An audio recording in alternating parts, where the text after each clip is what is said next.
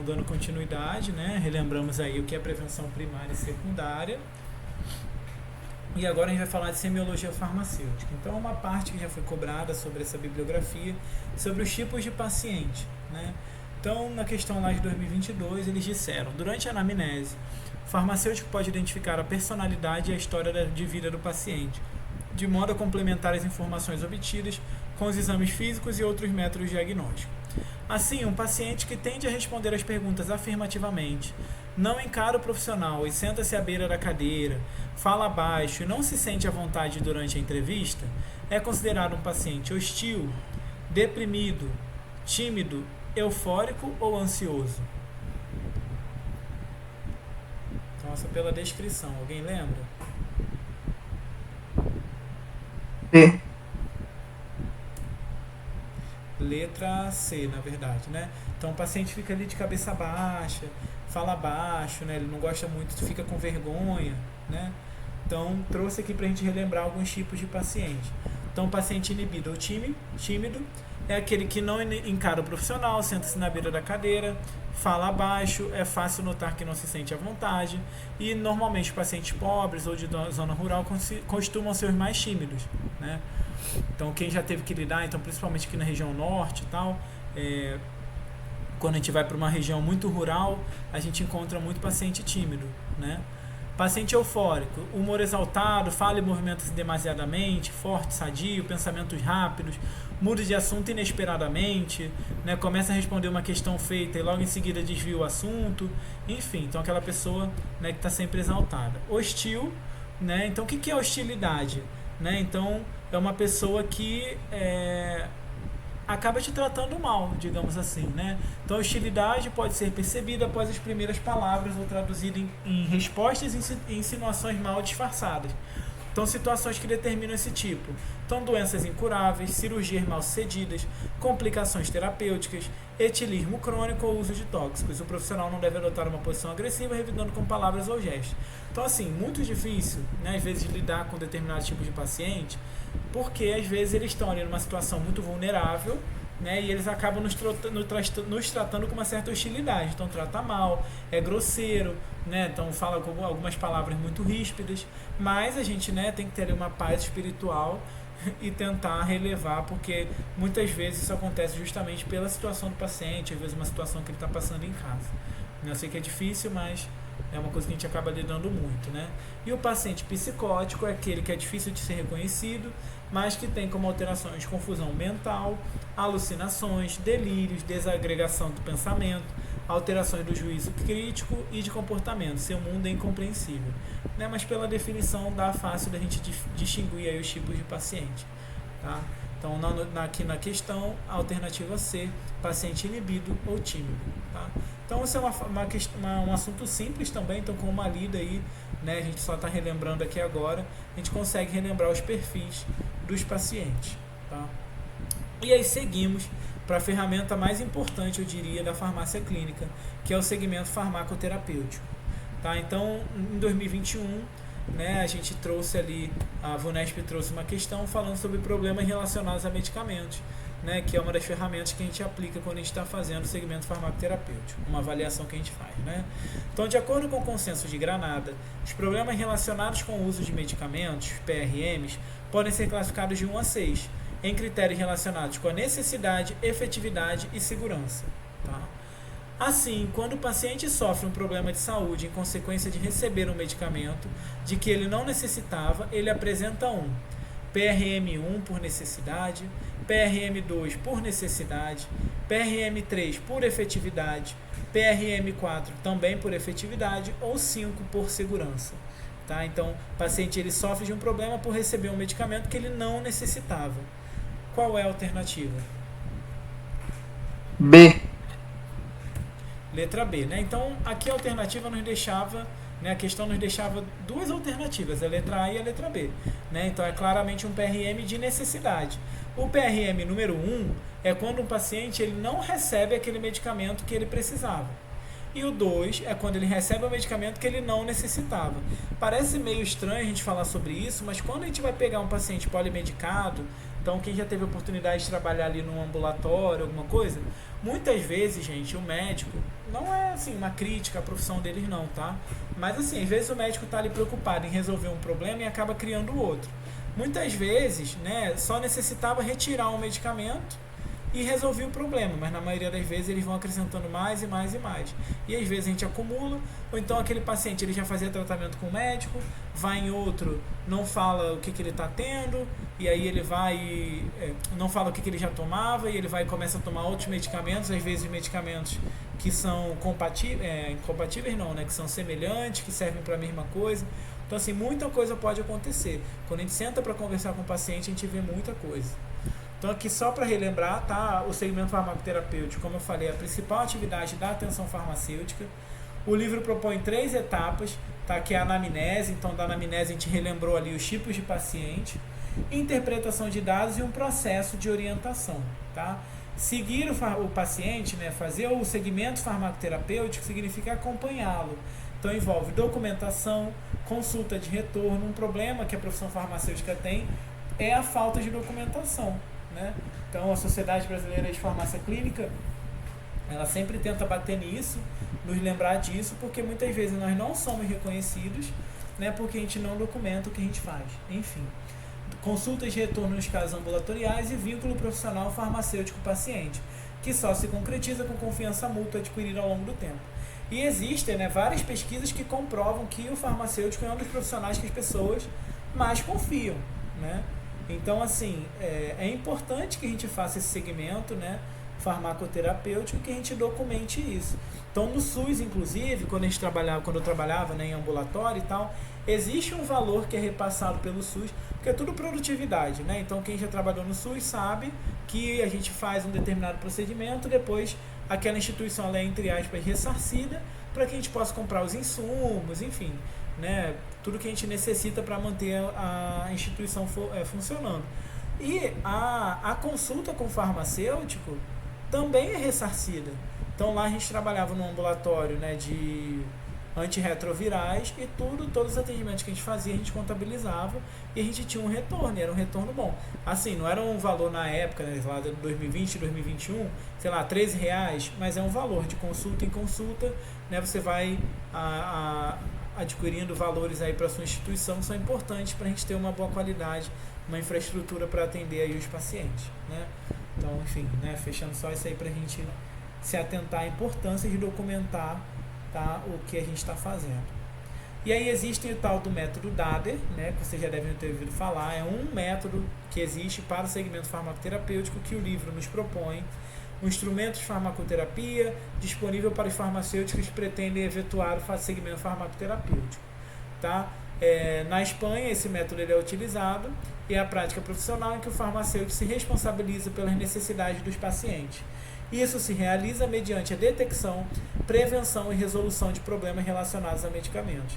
É um dos métodos mais difundidos, então era o que a gente fazia lá, então a gente tinha ali uma série de formulários, na verdade um formulário, que a gente coloca ali todos os medicamentos que o paciente utiliza, né? Ideal se ele puder trazer a sacolinha dele com os medicamentos, o que ele tem, qual é o histórico, tem pressão alta, não tem, qual é a idade, né? Para a gente poder fazer aí a detecção e a prevenção e resolução dos PRMs, tá?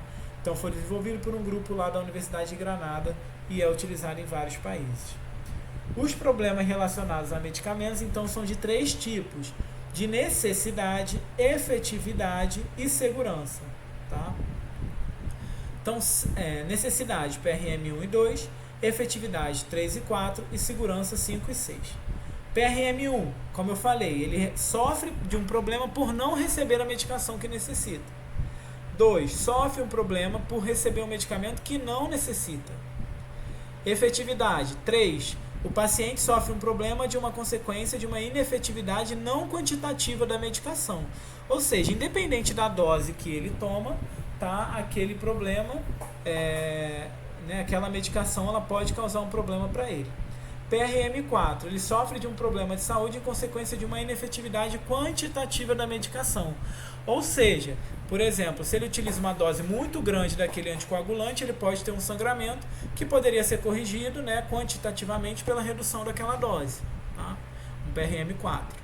5. Segurança. O paciente sofre de um problema de saúde em consequência de uma insegurança não quantitativa, ou seja, independente da dose daquele medicamento, é inseguro para ele. E PRM 6. O paciente sofre de um problema de saúde em consequência de uma insegurança quantitativa, né? Então, dependente da dose. Bizu para decorar, tá? Então, necessidade, efetividade e segurança. Tá aí, beleza. 6 PRMs, também fácil de decorar. 2 para cada um, né? Então, eu decorava como NES, tá? Mas, enfim. Necessidade, efetividade e segurança. Sempre o primeiro, né? O número ímpar, ele é o não. Então, necessidade, ele não recebe o que necessita.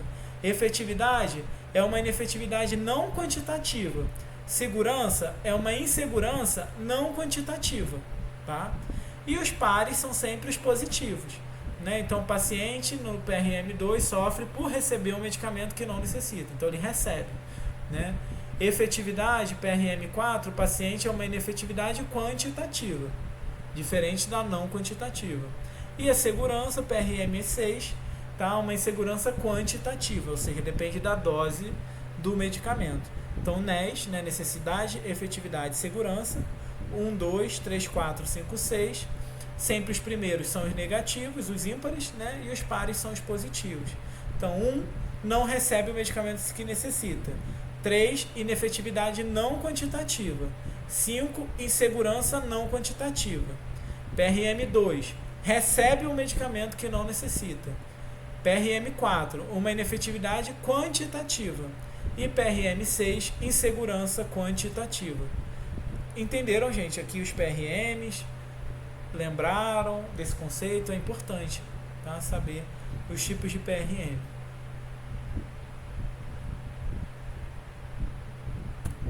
Então, vamos prosseguir, tá? Mais um tópico, reação adversa a medicamento, um assunto que eles adoram cobrar, seja em farmácia hospitalar, em farmácia, em farmacologia, né? Então, vamos lá. VUNESP 2021. Assinale a alternativa correta sobre reações adversas a medicamentos. A maioria dos agentes farmacológicos é pobremente imunogênica, por serem moléculas pequenas e de baixo peso molecular. Letra B. As RAM graves causam invalidez transitória ou requerem tratamento para conter a evolução, sem a necessidade de interrupção à administração do medicamento. Letra C. A hidralazina pode estimular a formação de anticorpos contra os eritrócitos e provocar anemia hemolítica em alguns pacientes. Letra D. A alfa-metildopa pode alterar o material genético das células e provocar lúpus eritematoso. Letra E. A procainamida pode provocar anemia hemolítica em pacientes com deficiência de glicose 6-fosfato desidrogenase. Então, vou dar aí uns segundinhos para vocês pensarem sobre essa questão.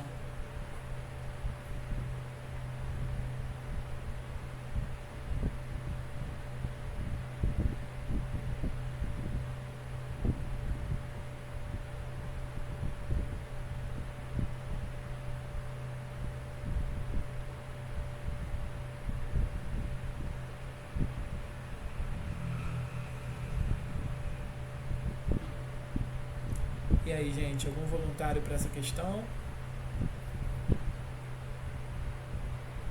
Letra A. Letra A, né? Então vamos discutir um pouquinho, depois a gente volta nessa questão, tá? Então, quando se administra um medicamento, além dos efeitos, a gente pode ter uma reação adversa, né? Que é um efeito indesejável. Quanto mais drogas o paciente recebe, maior a possibilidade de haver um aumento correspondente na incidência de reação adversa. Então, quanto mais polimedicado o paciente, pior. E aí, né, nós temos os idosos, que geralmente são os mais polimedicados. Então, reação adversa, acontecimentos nocivos e não intencionais que aparecem com o uso de medicamento a doses recomendadas normalmente para profilaxia, diagnóstico ou tratamento. Então, reação adversa, diferente de um erro de medicação, né, ela acontece quando a dose é recomendada normalmente, né? Então está dentro da dose normalmente utilizada, tá? Não se deve considerar RAM os efeitos adversos que aparecem depois de doses maiores que as habituais, seja isso acidental ou intencional, tá? As RAMs, elas podem ser dependentes do paciente, são aquelas previsíveis ou imprevisíveis, né? Ou dependentes do medicamento. As RAMs dependentes do paciente e que são previsíveis, Apresentam como fatores de risco a idade, sexo, patologia. Então, paciente com osteoporose que recebe corticoide pode ter o quadro piorado por inibição da absorção de cálcio. Então, assim, quando a RAM ela é previsível, né, a gente sabe que ela pode acontecer. Já faz parte ali do mecanismo do fármaco, ou então a gente já conhece algum mecanismo que pode acontecer, tá?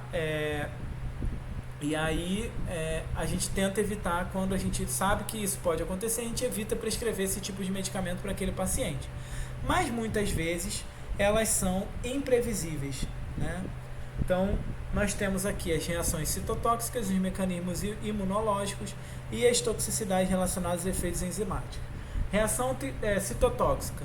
Nós temos aí as famosas reações idiosincráticas, né? Então, a droga ela se liga ou o seu metabólito a macromoléculas por ligação covalente. Então, é um exemplo a hepatotoxicidade por isoniazida. Tá? É uma reação completamente inesperada, né? É difícil de você imaginar que isso ia acontecer. Tá? Na verdade, assim, é uma reação que não é habitual daquele mecanismo daquele fármaco.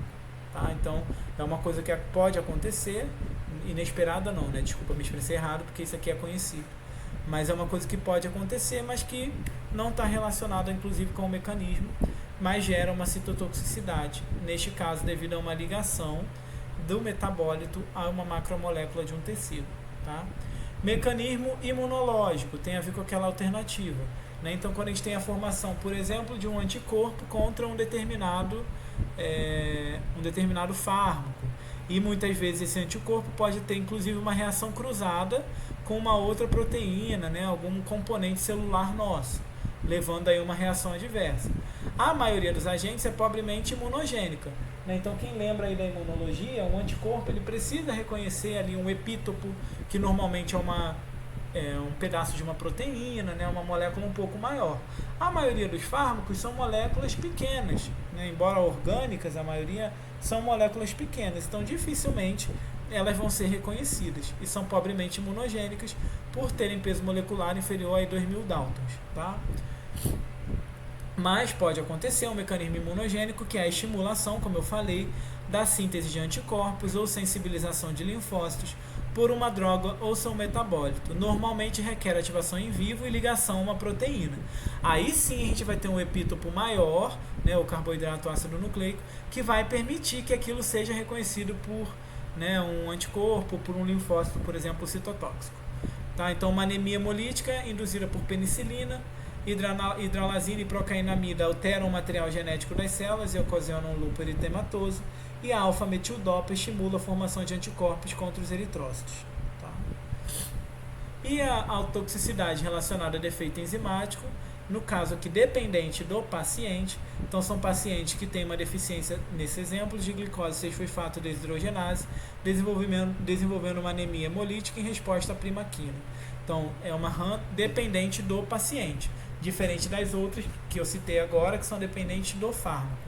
Né? Todas essas aqui que a gente citou, elas são RAMs que podem ser previsíveis, elas podem acontecer porque são conhecidas. Tá? Mas, neste último caso, ela é dependente do paciente, que depende de uma deficiência de uma enzima dele, né?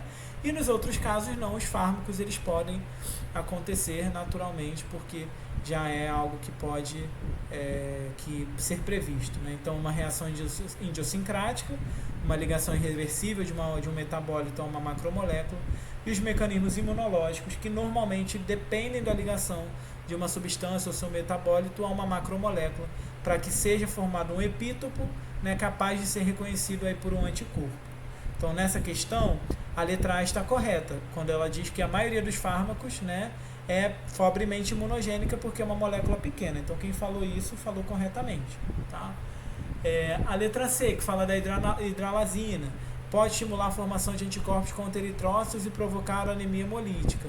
O exemplo que ele nos traz aqui, na verdade, tá? É a alfa-metildopa, então era uma questão que estava trocada. Tá? Na letra D ele fala que a alfa-metildopa altera o material genético. Não é o caso, na verdade quem pode fazer isso é a própria hidralazina, então está trocada a letra C com a D. E a letra E da procainamida, provocando anemia hemolítica em paciente com deficiência de glicose 6-fosfato desidrogenase. Na verdade é a primaquina, tá, que está relacionada a isso. Essas três aqui são decoreba, mas vejam que assim como aconteceram em várias questões que a gente falou hoje, muitas vezes não é na decoreba que está a alternativa correta. Então muitas vezes a gente se desespera na hora da questão. Tantas questões que a gente falou de hospitalar, exceto uma lá, né, que era da velocidade, 2 a 3 metros por segundo, a maioria das alternativas está na mais simples. Neste caso aqui era uma que falava que a maioria dos agentes é pobremente imunogênica porque são moléculas pequenas e de baixo peso molecular. Muitas pessoas poderiam olhar essa questão e falar, cara, tá muito fácil, não é isso. Provavelmente é um fármaco aqui desses aqui que eu não estou sabendo. Então, assim, cuidado na hora de responder a questão, que vocês podem perder uma questão aí de besteira, tá? E sobre os tipos de reação, né, eu não coloquei aqui. Quando ele fala que uma reação grave causa invalidez transitória, requer tratamento, aqui beleza, mas sem a necessidade de interrupção, não é o caso. E as graves muitas vezes podem levar até mesmo a óbito, né? Então há necessidade de interrupção da administração do medicamento, tá? Estaria errada por causa disso. Acho que também seria fácil de eliminar. Então erraria aqui quem pensou em marcar CAD ou AE, porque quis aí se ensurubar e falar, caraca, eu não sei se a hidralazina faz isso, a alfametildopa faz isso. Não é o caso, gente. Tentem ir sempre para as alternativas mais simples. Muitas vezes a resposta está na mais simples. Agora, tem certeza que a simples está errada, aí sim vocês tentam partir para outras, tá? Mais uma questão de reação adversa, tá? Então, uma questão de 2023 traz o seguinte: assinale a alternativa correta sobre as possíveis interações medicamentosas e suas consequências. Letra A. Em pacientes que realizaram transplante de órgão e que necessitam utilizar ciclosporina, é necessário evitar o uso concomitante de medicamentos à base de sulfas, tendo em vista que essas desencadeiam uma diminuição da concentração plasmática da ciclosporina. A utilização do propranolol com insulina ou hipoglicemiante oral pode provocar hiperglicemia no paciente em razão do efeito de bloqueio de receptores beta-2 localizados no fígado. Letra C. Corticoides em geral prescritos com fenobarbital podem ocasionar aumento dos efeitos anti-inflamatórios por conta de uma redução na taxa de metabolização hepática dessas drogas. Letra D. A associação de drogas beta-bloqueadores à clonidina pode resultar em uma redução da pressão arterial, que pode ocasionar um risco de morte para o paciente. E a associação de fenitoína a sulfas pode diminuir o efeito anticonvulsivante da primeira, tornando-se necessário ajustar a dose. Então vou dar aí 30 segundinhos para vocês pensarem nessa questão.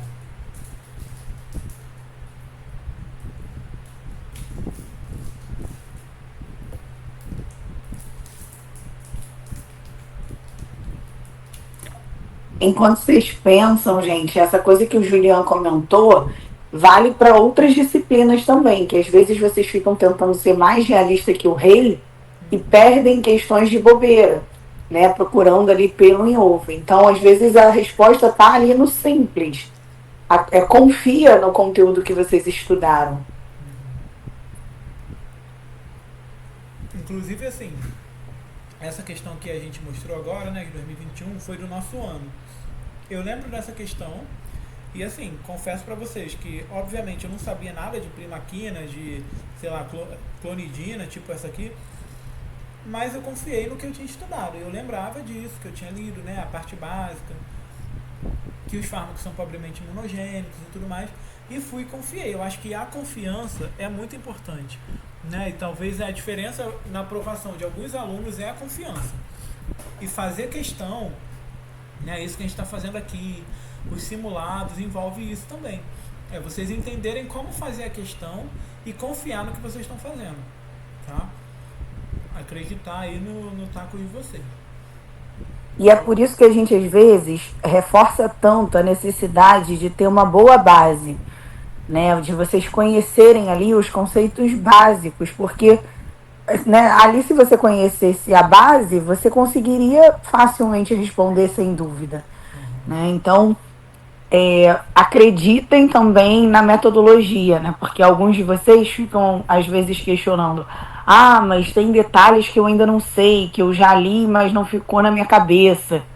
Mas mais importante, talvez, do que esses detalhes, né, que a gente costuma chamar de cereja do bolo, para conseguir ali uma questão mais difícil, é a base, porque a base, você tendo ela bem trabalhada, bem estudada, você consegue sair aí e acertar várias questões. Uhum. Né? Não, não vai passar quem acerta tudo, até porque é uma prova muito difícil, né? Não tem o candidato que passa, é aquele que normalmente acerta ali 60% das específicas, né? Diferente aí do conhecimento geral, que a gente espera realmente que vocês busquem o gabarito nessa prova, Uhum. tá? Então tenham essa coisa em mente. Exatamente. E agora, gente, algum voluntário para essa questão? A. Letra A, né? Então aqui eu trouxe para a gente discutir um pouquinho, tá? É uma questão um pouquinho de decoreba, mas tem algumas interações que são importantes vocês conhecerem, tá? De beta-bloqueador com hipoglicemiante, tá? Que na verdade pode causar uma hipoglicemia, tá? É o contrário.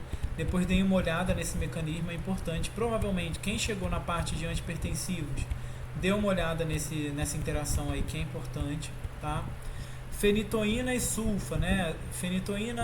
Associações de fenitoína e sulfa pode diminuir o efeito anticonvulsivante da primeira, tornando-se necessário ajustar a dose, né? Então, na verdade, vocês têm que dar uma olhada novamente naqueles fármacos clássicos que são inibidores, indutores enzimáticos, né? A fenitoína é um caso aí, tá? Importante para vocês darem uma estudada. Então, deem uma procurada no livro, né? Vários capítulos vão ter. Então, o capítulo lá de interações que tem do Katzung, ou a parte aqui do Bisson mesmo, sempre vão ter lá quais são os principais fármacos indutores, inibidores enzimáticos, deem uma olhada nisso, tá? Associação de beta-bloqueador e clonidina, redução da pressão arterial, que pode ocasionar um risco de morte. Não lembro de cabeça desse mecanismo, confesso para vocês, tá? Não sei se talvez eleve a pressão arterial, não me aprofundei muito nisso. Mas assim, tomem cuidado, tá? Essa questão é uma questão tipo cereja do bolo, tá? Mais difícil mesmo de decoreba aqui, lembrar qual é o fármaco que não pode interagir com qual, mas existem questões mais fáceis, como a Gabi falou e eu falei, tá? Então a gente traz aqui para vocês terem essa noção, mas a maioria que a gente traz aqui são questões que às vezes com a base, tá? Vocês conseguem acertar, e se vocês acertarem 60% da prova, vocês já estão bem competitivos e conseguem ser aprovados, né? Tirando aí também uma boa nota em conhecimento geral. Beleza, pesquisa clínica, tá? Então, uma questão do nosso ano também, quando eu fiz aqui com a Gabi a prova, e diz o seguinte: a pesquisa clínica que envolve seres humanos deve observar, entre outras, as seguintes exigências. Estar fundamentada na experimentação prévia realizada, pontinho, pontinho, a animais ou outros fatos científicos. Ter plenamente justificada, quando for o caso, a utilização de, pontinho, pontinho, em termos de não maleficência e necessidade metodológica. Assegurar aos pontinhos, pontinhos da pesquisa os benefícios resultantes do projeto, seja em termos de retorno social, acesso aos procedimentos, produtos ou agentes da pesquisa. Assinale a alternativa que preenche correta e, respectivamente, as lacunas do texto. Então, tempinho para vocês pensarem nessa questão.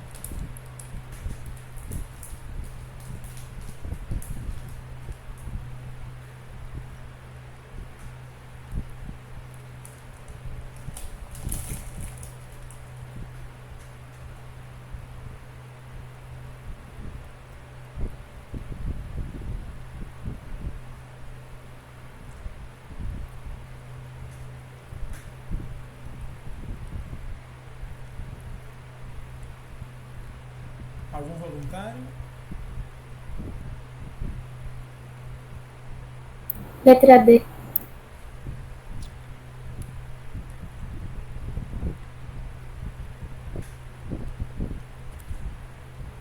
Então vamos lá, tá? Aqui a gente conseguiria, né, por eliminação, excluir algumas alternativas, tá?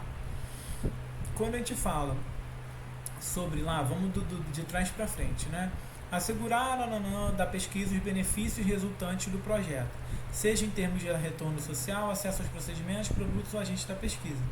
Obviamente não vai ser os pesquisadores, né? Quem tem que ter o retorno, acesso aos procedimentos depois, inclusive, né? Isso aí faz parte da ética da pesquisa clínica, então não adianta você colocar o paciente no estudo e depois você simplesmente cagar para ele, não dar acesso ao medicamento que fez bem para ele e tudo mais, não pode, tá?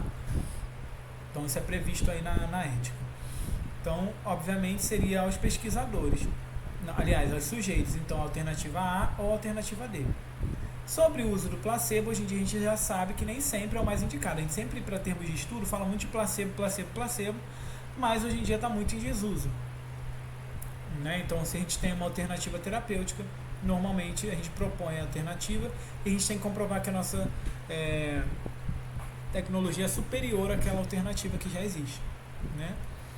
E sobre a experimentação prévia, ela tem que ser realizada em laboratório, né, animais ou outros fatos científicos. Quando fala laboratórios aqui fica meio dúbio, né, porque pesquisa com animal também não seria laboratório? Seria, tá? Mas assim, para que você consiga avançar para uma pesquisa clínica, não tem como a gente fazer apenas um levantamento bibliográfico aí e tudo mais.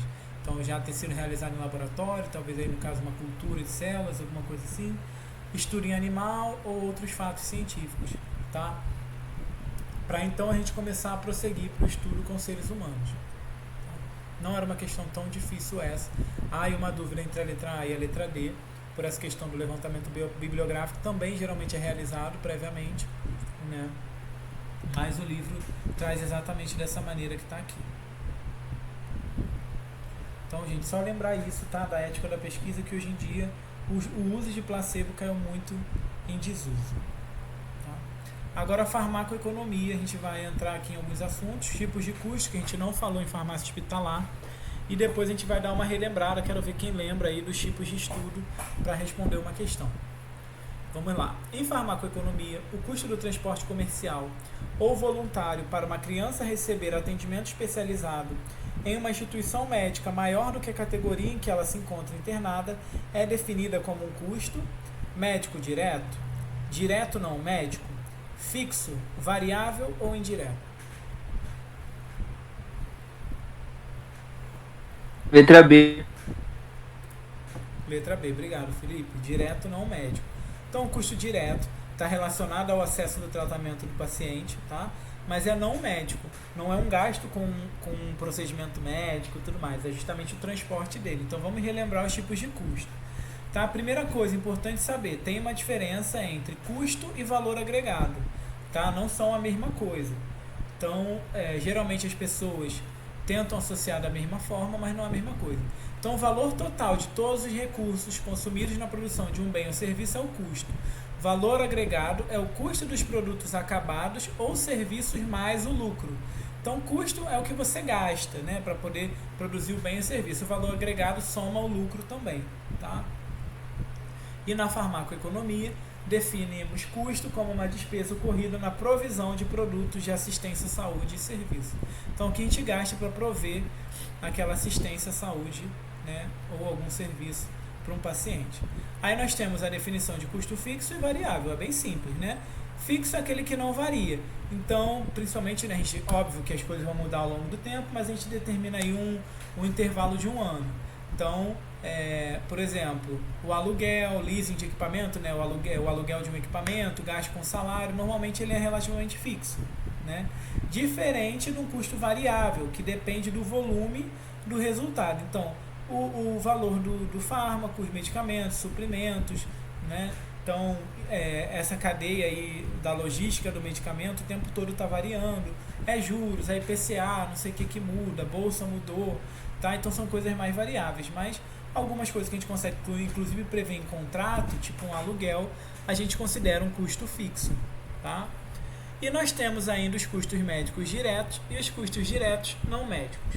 Custos médicos diretos, custos fixos e variáveis associados diretamente a uma condição médica ou intervenção de assistência à saúde. Ou seja, diretamente à intervenção, né? A condição do paciente. Então, inclui os custos dos serviços e produtos usados no tratamento do paciente e pode incluir gastos para estadia hospitalar, médico, visita de outros profissionais, visita a pronto-socorro, visitas de tratamento domiciliar, odontológico, enfim, tá? E diretos não médicos são os custos para providenciar ao paciente toda assistência não médica, como alimentação, transporte por causa de uma doença ou intervenção. E aí ele traz exatamente o exemplo da questão. Então, o custo do transporte comercial voluntário para uma criança receber atendimento especializado em uma instituição médica maior do que a categoria em que ela se encontra.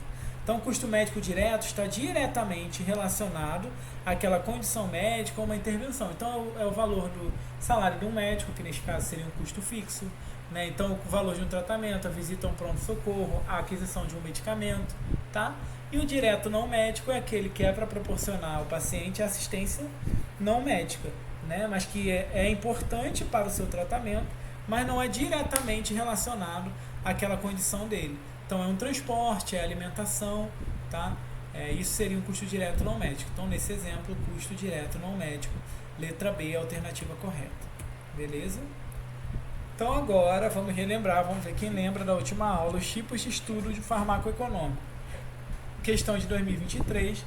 Então, gente, relembrem, deem uma olhada novamente na última aula, os exemplos dos estudos que eu coloquei lá, para vocês acertarem essa questão, né? Eu acho que tem bastante potencial ainda a ser explorado, é um assunto que vem sendo cobrado há pouco tempo na VUNESP.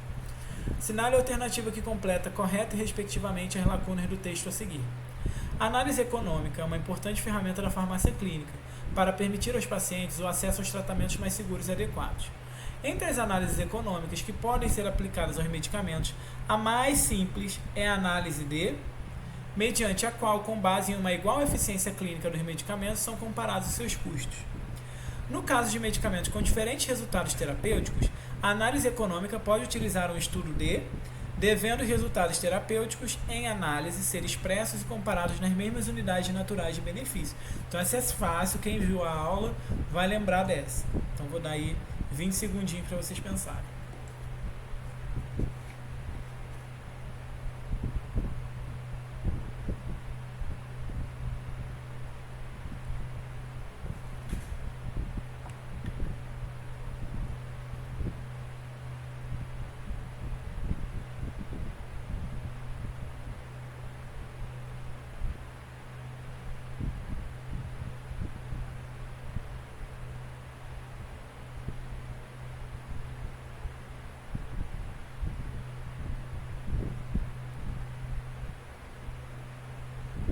E aí, gente, algum voluntário?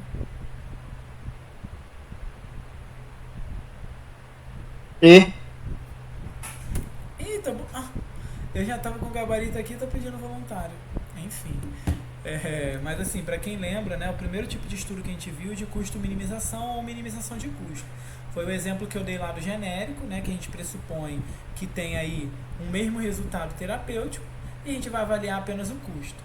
Agora, quando o resultado terapêutico é diferente, a gente abre mão da minimização de custo e vai para custo-efetividade, né? Então, aqui no livro ele traz também 4, né? Minimização de custo, custo-efetividade, custo-utilidade e custo-benefício. Cada tipo compara os custos e as consequências da utilização de diferentes medicamentos ou tratamentos, tá? Então, mais simples, minimização de custo, igual a eficiência clínica e comparar os seus custos. Depois vocês revêem aqui o exemplo que eu vou deixar PDF da aula para vocês, tá? E custo-efetividade, medicamentos com diferentes resultados, a análise pode utilizar um estudo de custo-efetividade, tá? Normalmente a gente avalia ali o custo também muda e a eficácia também, então a gente tem que fazer uma balança um pouquinho mais complexa, né? Mas geralmente ele é mais aplicável do que a minimização de custo. Dificilmente, né, a eficiência clínica ela é igual. Beleza, então, gente, importante esse assunto de farmacoeconomia, lembrem disso, tá? Já estamos entrando na parte 3 aí do livro, que é a farmácia clínica e atenção a grupos específicos de pacientes, tá? Então, trouxe aqui, né, já tiveram vários grupos de pacientes que foram cobrados, então a gente vai relembrar aqui um pouquinho, daqui a pouco eles vão começar a repetir algumas questões. Então, em 2021 era sobre paciente hipertenso. Assinale a alternativa correta em relação ao acompanhamento farmacoterapêutico de pacientes hipertensos. No tratamento medicamentoso, quando for necessário aumentar a dose ou substituir a monoterapia, deve-se aguardar um intervalo mínimo de 2 meses entre o esquema inicial e o novo esquema a ser adotado. B. Medicamentos preferenciais para o controle da pressão arterial em monoterapia inicial são diuréticos, beta-bloqueadores, antagonistas de canais de cálcio, inibidores da ECA e antagonistas, né, da angiotensina 2. Letra C. A cada consulta, o farmacêutico deve fazer uma medida da pressão arterial, sempre na posição deitada. Letra D. Um dos tratamentos não farmacológicos envolve a redução da ingestão de sódio para até 1 grama dia, considerando a soma do sódio naturalmente presente nos alimentos e o adicionado no preparo. E letra E, um dos tratamentos não farmacológicos envolve associar o aumento na ingestão de potássio com a suplementação de cálcio e magnésio, se possível realização de dieta vegetariana. Então vou dar um tempinho aí para vocês acertarem essa questão.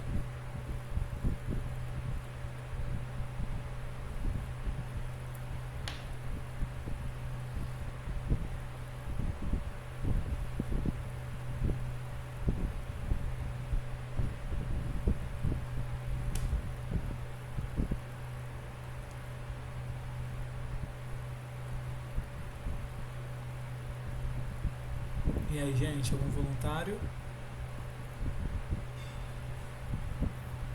B. B, né? Ó, só um comentário, vão se acostumando com esse negócio de voluntário, que no exército é tudo assim, quem é voluntário, nunca é voluntário, sempre alguém tem que ir de bucha, brincadeira à parte, mas assim, na escola isso é o tempo todo, tá? Algum voluntário, aí quando eles perguntam voluntário, no começo a gente fica com vergonha, mas o bizu é todo mundo levantar a mão, né? Porque senão aquele que não levanta é justamente quem é chamado. Então assim, já deixo aí o bizu pra vocês. Então essa é mania já da gente ficar falando, é voluntário, voluntário. Todo mundo é voluntário, a gente brinca no exército. Enfim, voltando aqui à questão, essa é uma questão importante, né? Eu acho que o mais importante desse capítulo é justamente saber isso. Quando que a gente tem a monoterapia inicial? Quanto tempo para a gente trocar para trocar o fármaco ou para associar algum medicamento, né? E quais não são utilizados isoladamente, tudo mais. Isso na farmacologia também, quem entrou em antihipertensivos, né, também vai se lembrar disso. Então, quando a gente fala troca, né, da terapia, não necessariamente 2 meses, né, você consegue mudar de monoterapia, né, o fármaco, ou associar a partir de 1 mês, né, então 4 semanas.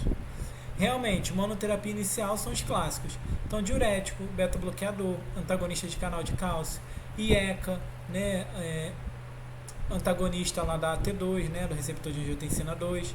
Então, são os fármacos clássicos. Acho que, novamente, assim, era uma questão que, sabendo o basicão ali de antihipertensivos, dava para responder, tá? Letra C, consulta farmacêutica. Normalmente é posição sentada, não sei se alguém já viu tirar pressão deitado. Normalmente é sentado, né, ali na altura do peito. Como consumo de sódio, é 6 gramas dia, 1 grama é um sachêzinho daquele que tem na padaria, então seria muito pouco, né? E tratamentos não farmacológicos, nesse caso aqui, são alternativas sem avaliação científica definitiva, não são aí as principais indicações. Então, aumento de ingestão de potássio, dieta vegetariana, não é o principal, tá? Paciente gestante. Então, aqui é uma alternativa, lá a questão de 2022, assinale a alternativa correta em relação ao papel do farmacêutico. E, gente, botei a questão errada aqui e botei como paciente gestante. Era farmacoterapia da dor, tá? Me desculpem, ainda mostrei o gabarito para vocês, mas tudo bem. Fins que vocês não viram, farmacoterapia da dor. Quando não se obtém analgesia com os morfínicos fracos, inicia-se o uso de morfínicos potentes, como fosfato de codeína, o dextropropoxifeno, o tramadol, oxicodona, hidrocodona e pentazocina. Letra B. A dor aguda normalmente dura horas a dias, dependendo da patologia precipitante. Tem um prognóstico imprevisível e é tratada principalmente com analgésico opioide.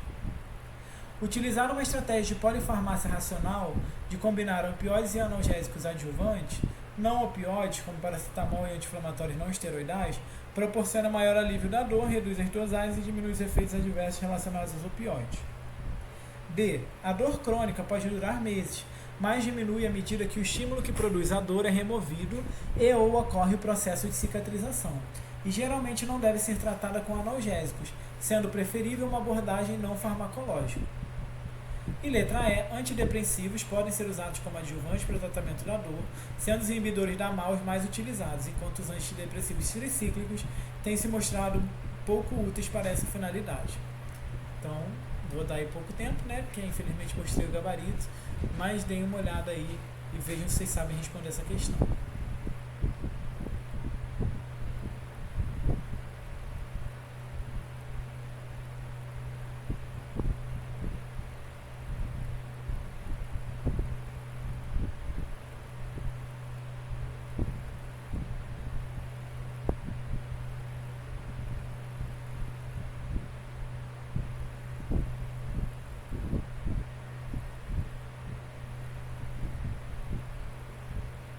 E aí, gente, algum voluntário?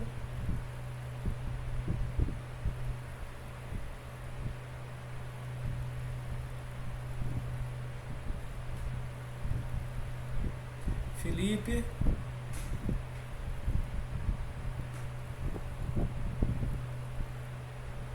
Gabarito letra C, né?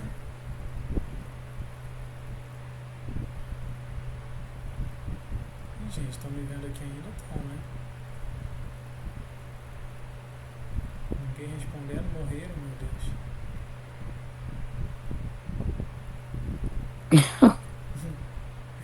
Então vamos lá, tá? Essa questão também não era muito difícil. Quando a gente fala, né, de dor, o que vocês precisam lembrar? Qual a diferença da dor aguda e da crônica? Então, letra B, fala aí, dor aguda normalmente dura horas a dias, correto. Dependendo da patologia precipitante, tem um prognóstico imprevisível, tratada principalmente com opioide, né? Não, né? Então, uma dor ali curta, uma dor de cabeça, a gente não vai tratar com opioide. Normalmente começa com um analgésico, né? A primeira linha, um analgésico, tá? Letra D, dor crônica pode durar meses, beleza, mas diminui à medida que o estímulo que produz a dor é removido e ou ocorre processo de cicatrização. Não, isso aí é a definição da dor aguda, né? Que é, por exemplo, você levou ali alguma coisa está te furando, é uma farpa, alguma coisa, quando você tira, a dor diminui, né? Tudo bem que a dor crônica pode durar meses, mas essa definição resto, né, é dor aguda. Então, fácil de eliminar a letra B e letra D. E letra E, na verdade, assim, né, para quem já viu, então, o tricíclico, tipo uma amitriptilina da vida, são os mais usados para dor, dentro dos antidepressivos. Inibidores da MAO não, tá? E a letra A, né, que talvez deixasse aí uma dúvida, é que os fármacos que eles deram como exemplo, tá? Que aí quando você não tem mais como utilizar um morfínico fraco, inicia um potente. Então, codeína, dextropropoxifeno, tramadol são morfínicos fracos. Assim, codeína é um exemplo clássico, né? Então, temos o Paco aí, o paracetamol codeína, que às vezes é usado que nem água, erroneamente. Mas é uma prova de que é um morfínico fraco, não é tão potente, né? Quanto aí uma morfina propriamente dita, tá? Então, também não era tão difícil a alternativa A, dava por eliminação de ir respondendo. E a letra C é o correto, né? Então, você pode empregar uma polifarmácia misturando um opioide com um analgésico, seja aí um AINE, né, seja um paracetamol da vida, para aliviar a dor e reduzir a dose dos opioides, que tem muitos problemas, né? Então, constipação, né, uma série de coisas que podem acontecer devido ao uso de opioides. E aí você acaba tendo que acrescentar uma série de medicamentos muitas vezes por causa disso. Isso é um exemplo, né, do que o farmacêutico pode fazer na farmácia clínica dentro de um hospital. Então, às vezes, né, lá quando eu trabalhava no Hospital X, a gente participava do round e a gente via. Então, por exemplo, lactulose, né? Cara, o médico adora prescrever isso, né? O paciente está com constipação e tal, e aí ele prescreve a lactulose. Inclusive lá a gente utilizava a lactulose como um medicamento rastreador, né? Para poder achar se tem alguma interação, se tem alguma reação adversa e tudo mais. E aí, por que eles faziam isso muitas vezes? Porque o paciente estava cheio de opioide. Às vezes poderia se optar, por exemplo, né, por uma associação de um opioide com um AINE, para diminuir a dose do opioide, o paciente ficar menos constipado, e não se pensava nisso, é sempre adicionando mais e mais e mais medicamentos. Então a gente consegue contribuir sim de alguma maneira, né, para a farmacologia, para a farmacoterapia mais racional aí do paciente. Tá? Enfim. Seguindo, paciente asmático. Entre os procedimentos para o atendimento de pacientes asmáticos, pode-se citar: o farmacêutico deve orientar o paciente a não usar o ipratropo em conjunto com agonistas beta-2 adrenérgicos. Letra B. As xantinas, né, tipo cafeína, por exemplo, aminofilina, né, podem apresentar efeitos colaterais como tremores, taquicardia e irritação gastrointestinal. Por isso estão em desuso. Letra C. Todo acompanhamento deverá ser individual, não são recomendáveis reuniões em grupos. Letra D. O farmacêutico deve explicar ao paciente que os broncodilatadores que agem como agonistas beta-2 adrenérgicos apresentam apenas ação rápida e não ação prolongada. E letra E. Não cabe ao farmacêutico orientar o paciente sobre o uso do medidor de pico de fluxo respiratório, que é o PEF, né? Então, vou dar um tempinho aí para vocês pensarem, também não é muito difícil essa questão. Tem um pouquinho de conceitos de farmacologia aí.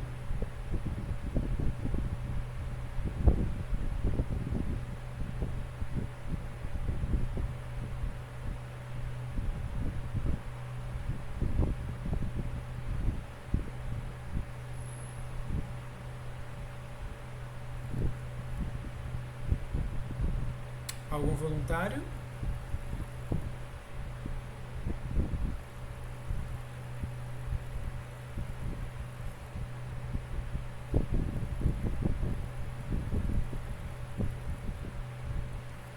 Vamos lá, gente, estamos no finalzinho já.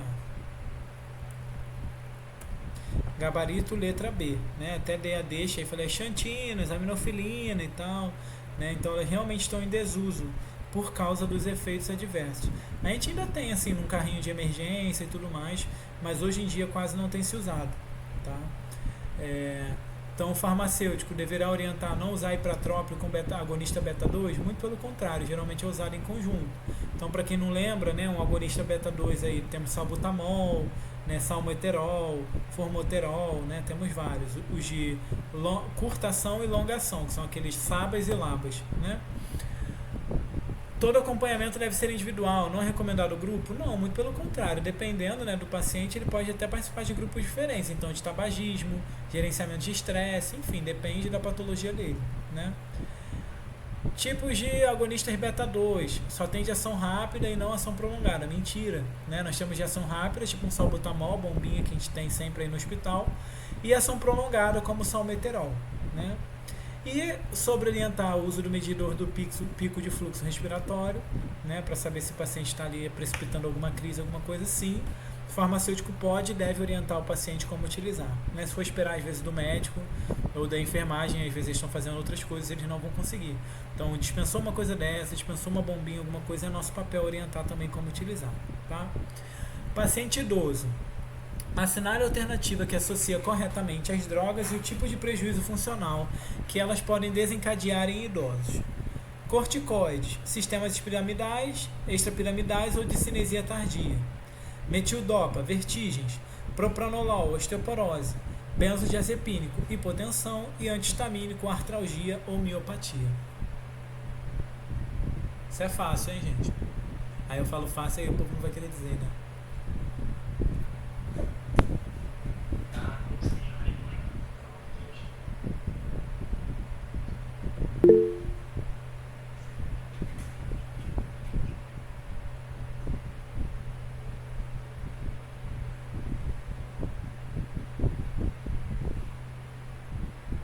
A Renata e a Gabi responderam ali no chat, Juliana. Isso aqui, gente.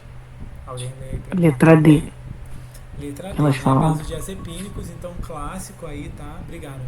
De idoso, né? Minha avó mesmo, um tempo aí tava tomando benzodiazepínico, começou a ter hipotensão, ter queda, né? Então é bem clássico aí. Nos idosos, o uso de benzodiazepínicos causando hipotensão, deve-se evitar, né? Aí tem aqui alguns fármacos principais, é uma tabelinha bem pequena, tá no livro. Consinto aí que vocês deem uma olhada depois nessa tabelinha. Então, sobre lá, osteoporose, clássico, corticoide. Então, estava errado lá, dizendo que era o propranolol. Não é o caso, né? O propranolol está relacionado com hiper ou hipoglicemia. Foi um exemplo aí que a gente já falou, né? Hipotensão também, tá? Que a gente comentou lá no começo, quando a gente falou de reação e interação, tá? Então, deem uma olhadinha, tá? Ó, metoclopramida, famoso por sintoma extrapiramidal, né? Então vejam que essa tabela acho que é mais interessante que as outras, porque ela resume bem vários fármacos importantes e prejuízos funcionais importantes, não só para os idosos, né, mas para pacientes de uma maneira geral. Então é interessante essa tabelinha aqui para vocês darem uma olhada, tá? E agora a farmacoterapia da 4 minutos. eu já tinha trago a questão para vocês, né? Botei lá na frente, então ignorem essa questão. Então, gente, finalizamos aqui o que eu queria trazer para vocês de assunto de farmácia clínica, né? Então agora da parte de farmácia hospitalar, já até montei a aula, mas acho que não convém agora, né? Já está ficando tarde, para a gente poder falar sobre o guia de farmacovigilância do OPAS, né? Então a gente vai marcar aí uma próxima aula para isso, e aí também já para iniciar outros assuntos, que será uma aula bem menor, né? Mas assim, quero saber se alguém ficou com alguma dúvida, alguém quer fazer algum comentário, perguntar alguma coisa, o que vocês acharam da aula, foi satisfatório para vocês?